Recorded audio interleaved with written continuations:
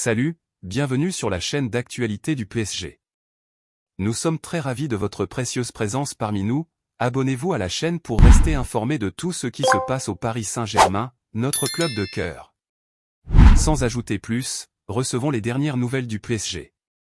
Mercato, annoncé au PSG, il réclame un contrat en or. Les récentes tensions autour de Victor Osimhen ont fait tomber à l'eau les négociations autour de son contrat, qui se termine dans 1 an et demi. De quoi relancer les débats autour de son avenir, lui qui avait notamment été annoncé au Paris Saint-Germain cet été, avec Luis Campos qui aurait aimé le recruter pour le placer à la pointe de l'attaque. Le PSG s'est montré très actif lors du dernier mercato estival, avec notamment des nombreux gros coups bouclés en attaque. Les plus importants concernent le poste de numéro 9 avec un transfert à 95 M € pour Randal Kolo Muani et une opération qui pourrait tourner autour des 80 M € pour Gonçalo Ramos. Le retour du rêve de Campos?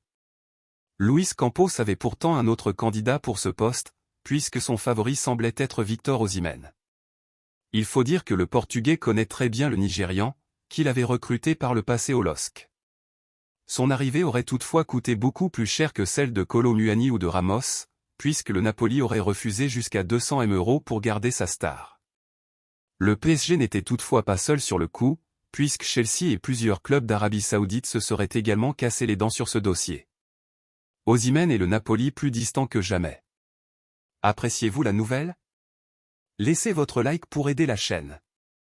Alors vous me motivez toujours à vous apporter les dernières nouvelles de notre équipe. Et en Italie on assure que les dirigeants napolitains auraient dû accepter, puisque les événements des dernières semaines pourraient leur faire regretter leur choix.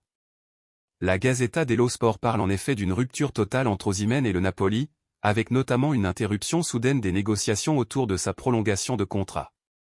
Le spécialiste Mercato Carlo Lodisa précise d'ailleurs que les positions des deux camps étaient assez distantes bien avant la crise, notamment concernant la clause de départ et les droits à l'image.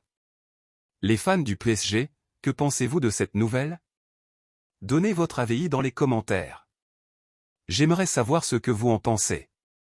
Restez à l'écoute, car je reviendrai à tout à l'heure et apportera plus de nouvelles de votre équipe. Abonnez-vous pour ne rien manquer.